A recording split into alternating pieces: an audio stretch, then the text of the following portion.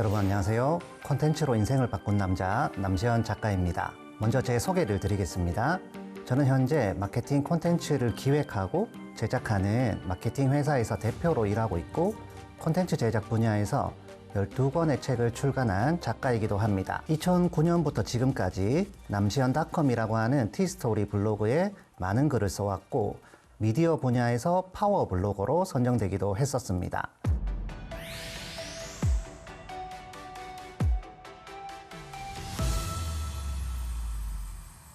블로그를 처음 시작하시는 분들은 블로그가 무엇인지 아마 궁금하실 것 같습니다. 블로그는 영어로 웹 플러스 로그의 약자로 만들어져 있는데요.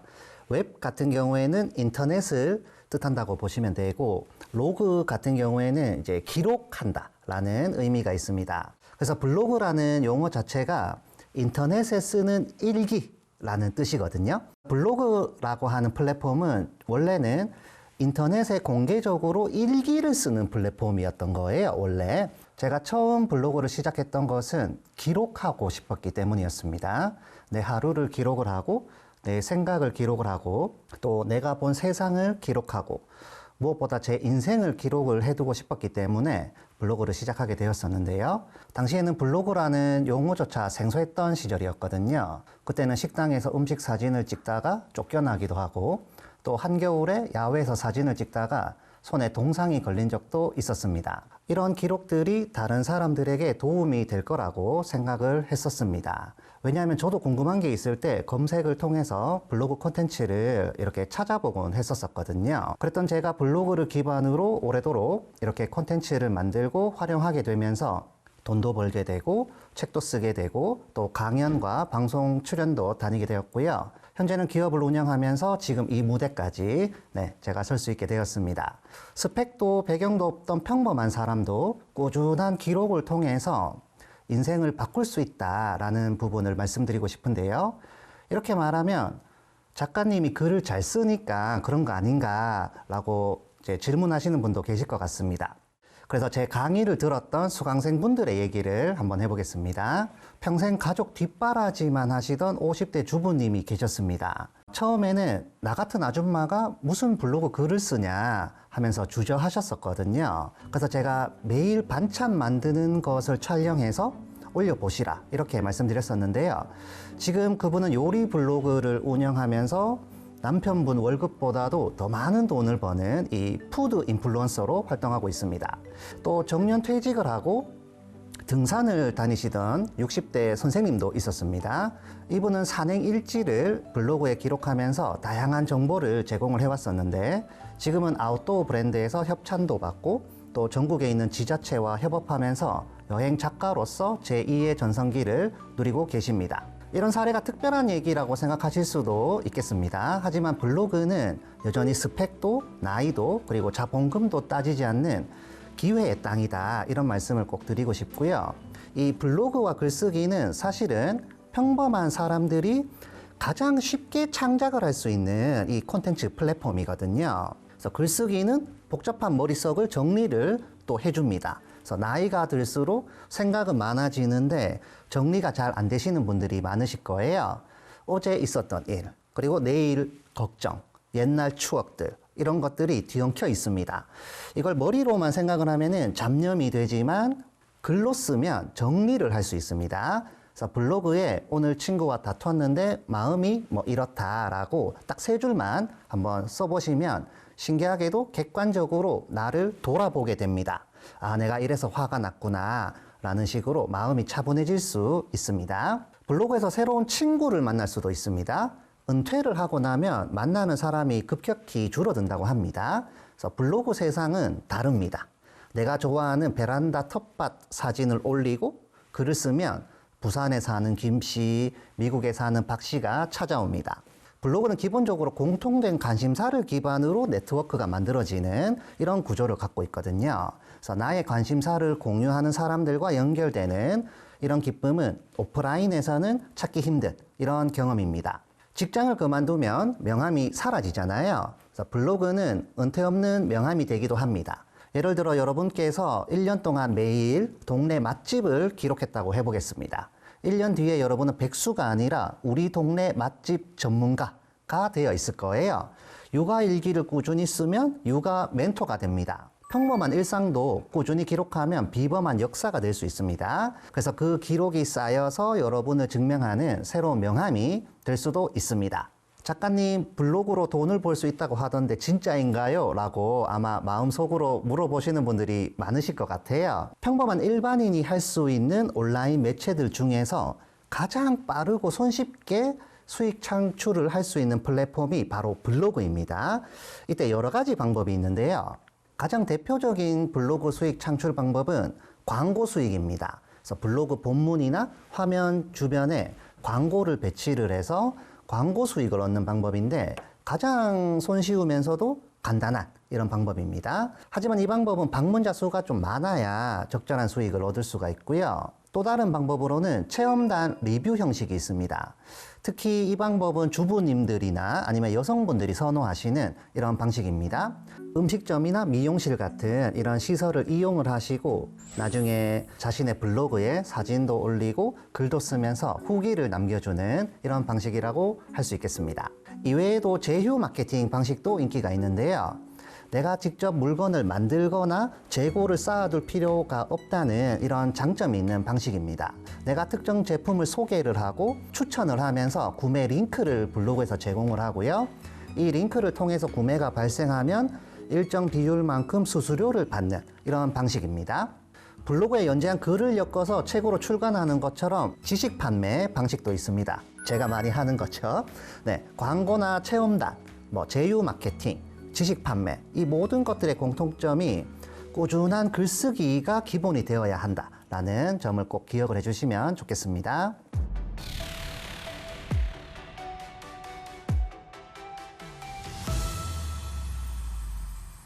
그런데 최근에 몇 년 사이 제가 활동하는 이 컨텐츠 세계에 아주 거대한 변화가 덮쳐왔습니다. 바로 인공지능 AI입니다. 요즘에는 뉴스만 틀면 AI 얘기가 나오고 인터넷에도 AI 얘기가 정말 많은데요.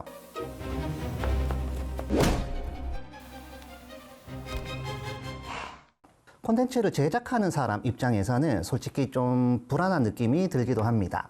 요즘에는 AI가 글도 쓰고 그림도 그린다고 하는데 이제 우리 같은 사람들은 설 자리가 없는 게 아닐까. 오늘 저는 여러분들에게 색다른 얘기를 하고 싶습니다.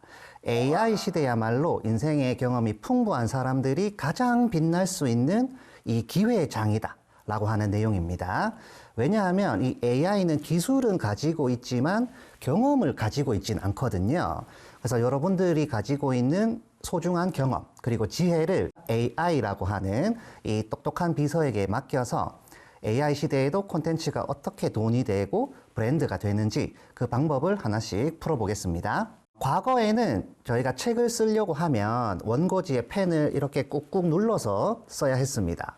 그림을 그리기 위해서는 붓과 물감이 필요했고요. 사진을 찍으려고 하면 카메라가 필요하고 영상을 만들려고 하면 비싼 카메라와 편집 기술이 필요했습니다. 그래서 콘텐츠 제작이라고 하는 게 원래부터 이 전문가들의 영역이었거든요. 하지만 지금은 상황이 많이 달라졌습니다. AI가 등장하면서 이런 기술 장벽들이 더 빨리 사라지는 추세입니다. 그래서 글쓰기를 예로 들어보면 AI에게 주제를 내가 얘기를 하면 목차부터 초안까지 순식간에 뽑아낼 수 있는 이런 수준까지 와 있습니다. 그래서 이제는 손재주나 장비가 없어서 콘텐츠를 만들지 못하는 시대는 끝났다고 해도 과언이 아닐 것 같아요. 그렇다면 지금부터는 무엇이 중요하냐? 바로 기획력 그리고 상상력입니다. 블로그를 처음 시작하시는 분들이 가장 많이 질문하는 것 중에 하나가 글 솜씨가 없어서 블로그는 좀 힘들다라는 건데요. 지금은 글 솜씨보다는 무엇을 만들지에 대해서 AI에게 명령을 잘 내리는 게 훨씬 더 중요해졌습니다. 그런데 아주 재미있는 사실이 있습니다. 요즘에는 그림도 그렇고 영상도 다 AI가 만들어주는 이런 세상이잖아요. 아이러니하게도 지금이야말로 글쓰기, 특히 블로그를 해야 할 때다라는 점입니다. 자, 첫 번째로 AI를 우리가 사용을 할 때 필요한 도구가 바로 글, 언어이기 때문에 글이 중요한데 제가 강연 자리에서 AI 시대를 표현을 할 때 질문을 잘 해야 하는 시대 라고 말씀을 드리거든요. AI에게 일을 시키려고 하면 이 프롬프트라는 걸 통해서 질문을 해야 하잖아요. 내가 원하는 것을 글로 명확하게 이렇게 표현하는 능력이 AI 시대에 엄청나게 중요해지고 있습니다. 이 능력을 키우기 위해서 글쓰기 훈련이 필요한데 이때 블로그가 굉장히 훌륭한 연습장이 될 수 있습니다. 두 번째는 퍼스널 브랜딩의 관점에서 봤을 때 블로그를 베이스 캠프로 삼을 수 있다라는 점입니다. 요즘에 인기 있는 유튜브나 인스타그램 같은 이런 이미지형 소셜미디어 채널들은 시각적으로 굉장히 강렬한 콘텐츠들이거든요. 하지만 그 강렬한 만큼 이 휘발성이 강하다라는 단점도 있습니다. 그냥 쓱 보고 수동적으로 정보를 받아들이면서 그냥 지나가는 이런 형태가 되는 경우가 많은데 글 같은 경우에는 사람의 생각을 깊이 있게 담아낼 수가 있고요.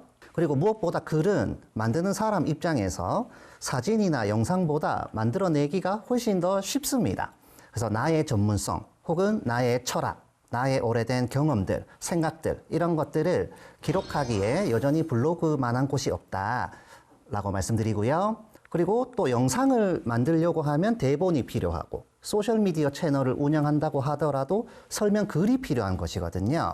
그래서 모든 콘텐츠의 뿌리가 되는 게 바로 글이 되겠고요. AI 시대의 여러분들이 가장 먼저 장착해야 하는 무기가 바로 내 생각을 정리하는 글쓰기라는 점이 중요합니다. AI는 인터넷에 있는 수천억 개 이상의 데이터를 학습했습니다. 그래서 정말로 똑똑하다고 할 수 있습니다. 하지만 AI가 절대로 가질 수 없는 게 있는데 바로 경험입니다. 예를 들어서 은퇴 후 우울증을 극복하는 방법을 알려줘 라고 AI에게 질문을 하게 되면 의학적인 정보와 일반적인 조언이 답변으로 나올 거예요. 상당히 빨리 나오고 매끄러운 결과물로 나오게 되는데 60대에 은퇴한 김철수 님이 블로그에다가 퇴직한 다음 날 아침에 텅 빈 거실에서 느꼈던 공허함 그리고 텃밭을 가꾸면서 그런 것들을 이겨낸 이야기를 블로그에 쓰는 것은 AI 결과물하고는 완전히 다른 결과물이 됩니다. 사람들은 AI의 정보가 아니라 김철수 님의 이야기의 위로를 받고 반응을 할 거예요. 우리는 사람이고 사람은 이야기를 좋아하거든요. 그래서 정보는 AI가 더 잘 찾지만 공감과 지혜 같은 것들은 오직 인간만이 줄 수 있습니다. 블로그를 시작할 때 AI를 구체적으로 어떻게 사용해야 할까요? 저는 AI를 아이디어 증폭기라고 부릅니다. 처음 글쓰기를 할 때 많은 분들이 고통을 호소하는 부분이 바로 백지공포입니다. 하얀 화면을 바라보면서 첫 문장을 시작하지 못하는 이런 상황인데요. 이때 AI를 활용할 수 있습니다. 내가 30년 동안 영업직으로 일을 했는데 후배들에게 해줄 수 있는 조언 5가지만 뽑아줘 라는 식으로 질문을 할 수가 있고요. 그러면 AI가 몇 초 만에 리스트를 만들어 줄 거예요. 물론 그 내용이 100% 마음에 들지 않을 수 있습니다. 하지만 거기서 힌트를 얻을 수 있습니다. AI는 0에서 1을 만드는 것을 어려워하는 우리들에게 0.5 정도의 밑그림을 던져주는 역할입니다. 우리 곁에는 24시간 불평 없이 아이디어를 던져주는 이런 유능한 조수가 있다고 보시면 될 것 같습니다. 중요한 점은 AI가 도구일 뿐이라는 점입니다. 칼은 요리사가 쥐면 도구가 되지만 강도가 쥐면 흉기가 되는 것이잖아요. AI도 마찬가지입니다. AI가 다 알아서 해주겠지 라고 하는 게 아니라 내 생각을 잘 전달하기 위해서 AI를 어떻게 활용할까 라고 생각하는 게 중요합니다. 세상이 너무 빨리 변해서 좀 혼란스러운 분들도 계실 것 같아요. 파도 타기를 한번 생각을 해보겠습니다. 파도가 오지 않으면 서핑을 할 수가 없잖아요. 지금 콘텐츠 세계에는 이 AI라고 하는 아주 큰 파도가 지금 밀려오고 있습니다. 그래서 내가 이 파도에 휩쓸려서 갈 것인가 아니면 멋지게 올라탈 것인가 그것은 마음먹기에 달려 있습니다. 여러분들이 그동안 쌓아오신 경험과 지혜라고 하는 이 서핑보드를 믿고 블로그 글쓰기와 함께 파도에 올라타 보시길 바라겠습니다. 오늘은 AI라고 하는 도구를 본격적으로 활용하기에 앞서서 블로그를 개설하고 기본 설정을 마치는 방법 그리고 사람들이 읽기 편한 글을 쓰는 이 기초적인 원칙에 대해서 알아보겠습니다. 한국에서 블로그를 시작하려고 하면 크게 세 가지의 선택지가 있습니다. 각각의 장단점이 있기 때문에 나에게 맞는 곳을 선택을 하는 게 중요한데요. 첫 번째는 네이버 블로그입니다. 우리나라에서 가장 많은 사람이 이용하는 검색 엔진이 네이버인데요. 그만큼 내가 쓴 글이 다른 사람들에게 노출될 확률이 가장 높습니다. 두 번째는 티스토리입니다. 카카오 계정으로 운영되는 곳인데요. 네이버보다는 방문자 유입이 조금 적을 수가 있고 난이도가 조금 높은 편입니다. 대신에 HTML을 직접 수정하는 방식으로 블로그 화면 구성을 내 마음대로 바꿀 수가 있어서 자유도가 좀 높은 편입니다. 세 번째는 워드프레스입니다. 흔히 설치형 블로그라고 부르기도 하는데요. 특정 회사의 서비스라기보다는 내가 직접 서버를 빌려서 만드는 이런 홈페이지 형식의 블로그에 가깝습니다. 운영 정책에 구애받지도 않고 평생 나의 소유로 남길 수 있다는 이런 장점이 있지만 서버 비용이 들고 또 초기 설정이 상당히 어려운 편에 속합니다. 일단 사람들이 많이 모이는 곳에서 시작을 하는 게 내 글에 대한 반응을 빨리 확인을 할 수가 있고 무엇보다 반응이 많아야 글 쓰는 사람 입장에서 좀 재미를 붙일 수가 있거든요. 그래서 오늘 강의도 네이버 블로그를 기준으로 진행을 하겠습니다. 자, 본격적으로 시작하기 전에 블로그 주제를 고민을 해봐야 하는데요. 하나의 블로그에서 여러 개의 주제를 다룰 수도 있지만 보통 집중된 하나의 주제로 운영하는 게 추천되는 방식입니다. 그래서 블로그 주제 선정을 위해서 원래는 직접 시장 조사를 해야 하는데 이제는 AI에게 물어볼 수 있습니다. 제가 예시로 한번 입력해 보겠습니다. 현재 한국 블로그 시장에서 수익화에 유리한 주제 5가지를 추천해 주고 각 주제의 장단점과 경쟁 강도를 분석해 줘. 이런 식으로 질문을 하시면 됩니다.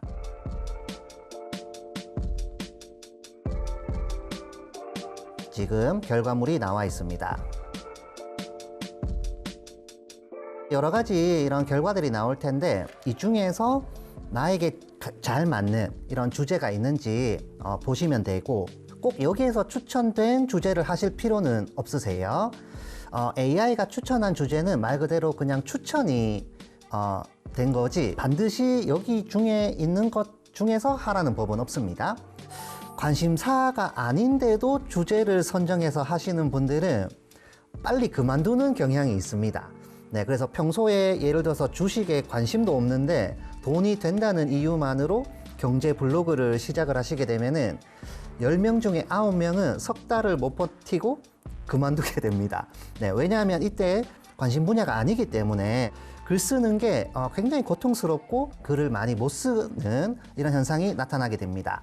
그래서 블로그 주제를 결정하실 때에는 반드시 자신의 관심사를 기반으로 정하시고요. 제가 강의를 할 때 블로그를 설명을 할 때 블로그가 농사나 아니면 마라톤에 비유를 해서 설명을 드리곤 합니다. 블로그에서는 오늘 글 하나 썼다고 내일 당장 돈이 들어오는 게 아니거든요. 글 쓰는 게 재미가 없으면 블로그를 오래도록 지속할 수도 없고 오래도록 지속할 수가 없으면 수익 창출도 어려워집니다. 그래서 AI에게 무작정 돈이 되는 주제를 알려줘 라고 하지 마시고요. 다른 방법으로 한번 질문을 해보겠습니다. 이제 나에 대한 설명을 넣어주는 거예요. 저는 평소에 캠핑과 요리를 좋아하는 입장에서 이 취미를 어떻게 하면 블로그 수익화할 수 있는지 한번 물어보도록 하겠습니다. 이전 질문에서 경쟁 강도를 분석해 달라는 질문이 있었기 때문에 경쟁 강도와 구매 전환율까지 같이 분석이 돼서 지금 결과물이 나왔습니다. 자, 이런 것들은 이제 인터넷에 있는 정보들을 기반으로 학습된 상태에서 결과물이 나오기 때문에 우리가 처음 주제를 정하고 블로그를 시작하시는 단계에서 굉장히 좋은 참고가 되는 자료들인 경우가 많습니다. 그래서 이 분석 그대로 블로그 주제를 삼으셔도 되고요. 아니면 여기에 있는 블로그 주제를 참고를 해서 나만의 어떤 주제를 만들어서 블로그를 활용하실 수도 있습니다. 그 다음에 이제 블로그를 생성을 해야 됩니다. 그래서 네이버 블로그를 개설하고 필수적인 설정을 하는 방법을 한번 진행을 해보도록 하겠습니다. 제일 먼저 네이버 사이트로 이제 접속을 해주시고요. 자, 로그인 하게 되면 이제 오른쪽에 자기 이름이 나오면서 로그인 된 모습을 볼 수 있습니다. 여기 밑에 메일, 카페, 블로그, 페이라고 해서 기본 메뉴가 있는데 여기에서 블로그 버튼을 누르시고요. 왼쪽에 메뉴에 보시면 여기 글쓰기 버튼 옆에 관리 버튼이 있습니다. 관리 버튼 들어가 주시고요. 메뉴가 굉장히 많습니다. 일단 처음 하시는 분들은 여기 기본 정보 관리에서 블로그 정보 이 부분을 집중적으로 설정을 해주시면 됩니다. 자, 여기에 보시면 블로그 이름을 지정하는 창이 있습니다. 그리고 별명을 적용하는 창이 있고요. 아래쪽에 소개 글을 넣는 창이 있고 블로그 주제를 설정하고 프로필 이미지를 넣는 창이 있습니다. 블로그 이름이 있어야 되는데 이름이 아무래도 블로그에서 굉장히 중요한 포인트가 되기 때문에 블로그 이름을 잘 지어 주셔야 됩니다. 보통 이제 처음 하시는 분들은 남시연의 블로그 이런 식으로 지으려고 하는 경향이 있으세요. 네, 제가 경험을 해보니까 모호한 제목보다는 구체적인 주제가 들어가 있는 게 좋습니다. 자, 예를 들어서 퇴직 후 10년이고요. 김철수의 귀농일지 이런 식으로 하면 이 블로그가 어떤 내용을 다루고 있고 누구의 블로그이고 이런 것들을 바로 알 수 있도록 여기 소개 글을 적는 칸이 있는데 최대 200자까지 적을 수가 있습니다. 이 소개 글 같은 경우에는 나의 블로그에 접속하는 이 방문자에게 첫 인사를 하는 이런 공간이라고 보시면 됩니다. 보통 처음 하시는 분들은 여기에 그냥 이렇게 반갑습니다 하고 소개를 끝내는 경우가 많아요. 네. 그런데 여기에는 이제 내가 누구이고 또 어떤 정보를 줄 수 있는지 명시를 하시면 도움이 많이 됩니다. 자, 그리고 한 칸 밑에 블로그 주제를 결정하는 칸이 있습니다. 사실 이 주제는 그 필수는 아니에요. 많은 주제들이 있으니까 지금 당장 결정을 못 하겠으면 여기 주제 선택 보류를 선택하시면 됩니다. 나중에 또 변경도 가능하세요. 그리고 한 칸 더 밑으로 내려오면 여기 블로그 프로필 이미지, 네, 얼굴 사진입니다. 네, 우리 메신저에서 프로필 사진 등록하는 것하고 똑같다고 보시면 되는데 본인 사진이 제일 좋지만 블로그에 올리려고 하는 이 주제와 관련된 어떤 사물이나 풍경 사진 이런 것들이라도 네, 꼭 등록을 해주시면 블로그 운영하시는데 문제가 없으실 겁니다.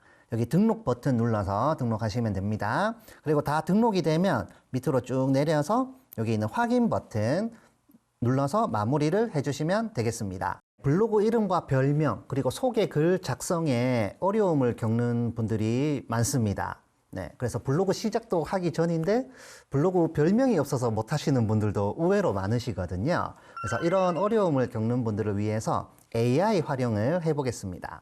새로운 채팅을 생성해서 처음부터 다시 시작해 보도록 하겠습니다.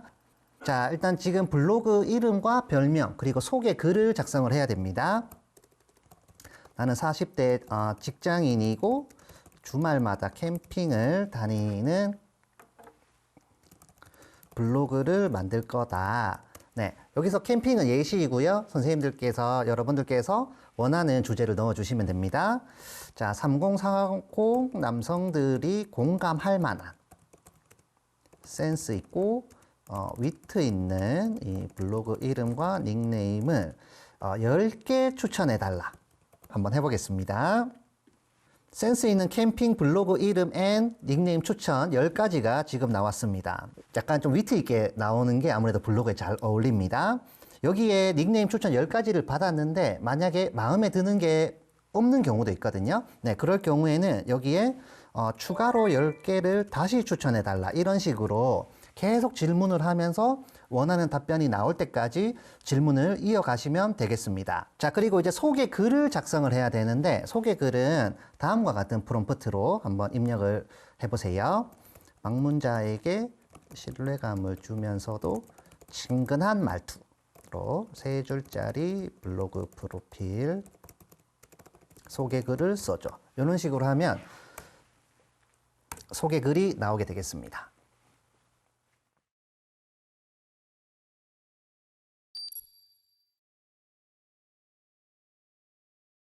자, 그리고 이제 프로필 이미지가 필요한데 제가 많이 강연 같은 것을 다니다 보면 그 블로그에 자기 얼굴이나 아니면 내가 직접 찍은 사진을 등록하는 것을 좀 많이 부끄러워하고 좀 꺼려 하시는 분들이 많습니다. 자, 이럴 때에도 AI를 활용해서 프로필 사진을 생성을 해서 활용하실 수도 있습니다. 이미지를 생성을 해야 되기 때문에 여기 밑에 도구를 클릭하시고요. 중간에 바나나 모양으로 되어 있는 이미지 생성하기 버튼을 클릭하시면 됩니다. 여기에서 내가 만들고자 하는 이 이미지를 상상을 하셔가지고 프롬프트를 넣어주시면 됩니다. 네, 이렇게 해서 제출해 보겠습니다. 이렇게 나왔네요. 네, 만약에 이 이미지가 마음에 들면 다운로드 받으셔가지고 사용을 하시면 되고요. 만약에 마음에 안 든다라고 하면 여기에서 원하는 것을 그대로 입력하시면 돼요. 이런 식으로 입력해서 원하는 이미지가 나올 때까지 계속 시도하실 수 있습니다.